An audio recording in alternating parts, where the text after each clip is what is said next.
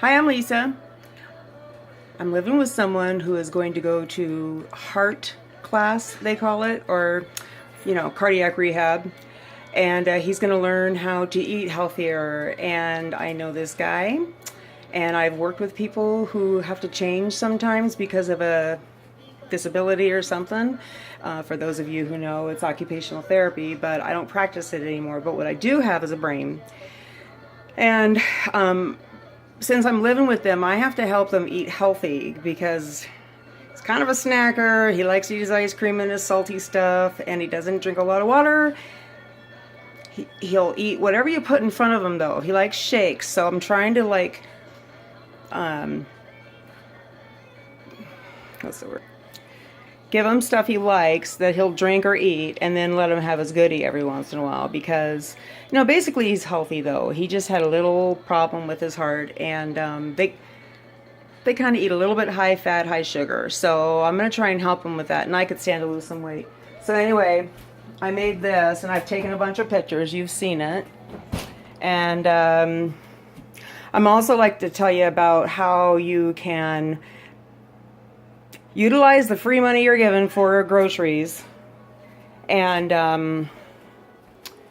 not just go in there and buy Twinkies and diet soda. I mean, I get it. A 6-pack of Coke costs way less than 5 oranges, and you want to give your kids something to drink or refreshing. What are you going to get? 6 Cokes, because then you get one too, right? I know. But if you buy the basic staples, and we all know this, some people prefer it's rice. I don't like rice. We don't need it. I prefer things like quinoa, chia. I'm not really a big fan of tofu, but I will use it. Anything to get protein, eggs, stuff like that. Anyway, but to maintain a healthy diet, it's really hard to do. And people go home and they say, oh yeah, I'm going to do it. They last like a half a bite of the food they're supposed to eat, and then later on they have 5 bowls of ice cream. I know how people are, okay?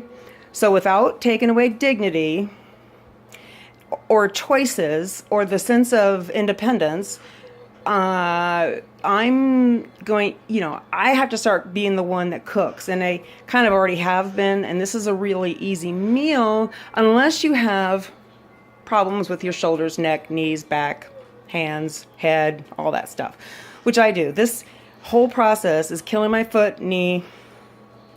My hips are trying to go out. I need to sit down. I've done too much, as usual, and I got to ice my foot. I don't know. Anyway, that's the problem, is I have all these great ideas, but when I demonstrate it or do it, it actually takes a lot of energy and a lot of lifting that you're not aware of. If you're weak, heavy pots and pans can really be a problem. Full things of boiling water, not good.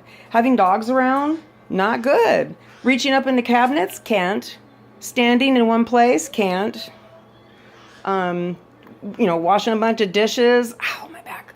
All those things, you have to consider when you're talking about somebody who's independent. It's like, well, yeah, he'll do this and that, little peanut butter and jelly sandwiches for the rest of his life. But, you don't want to just isolate someone because you can't get them to change. You should just work with it.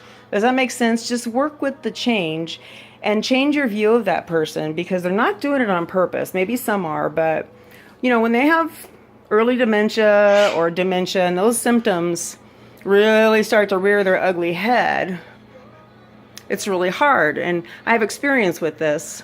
This one here, my beloved friend John, his wife tells everyone, so it's okay to say that he has short-term memory loss. Really? Oh, but it's pretty bad. And I've been living with him for a while, and he's an engineer, if you know that. And his mind just goes off 5 different ways when you try and say something like, I left my shoes in the driveway because they have poop on them. What? Oh, ooh, wow, well, poop. Well, I've got a stick for the downstairs. Blah, blah, blah. And he just thinks that you've asked him to do it when you're just saying, well, I don't have my shoes right now because they're in the front with, oh, well, let me do it. And next thing you know, he's got duct tape out and cleaner and brushes. And, he's glued down that thing that came loose while he was doing it. And you're going, are you ready to eat? And he's like, oh, ooh, So, anyway, back to eating healthy. I went off on a tangent, but I do want to teach people about that because it seems to be this thing that people who have a little bit more level heads would understand. Yeah, I'm doing this. It's killing my foot. I don't know if you can see it. I don't know what that is. But right there, where is it?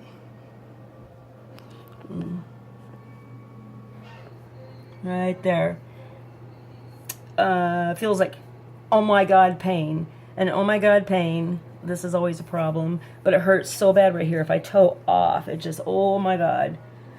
Anyway, I just bent over to show you that. And now I gotta stand up. Oh boy. Whew. Anyway, that's enough for now.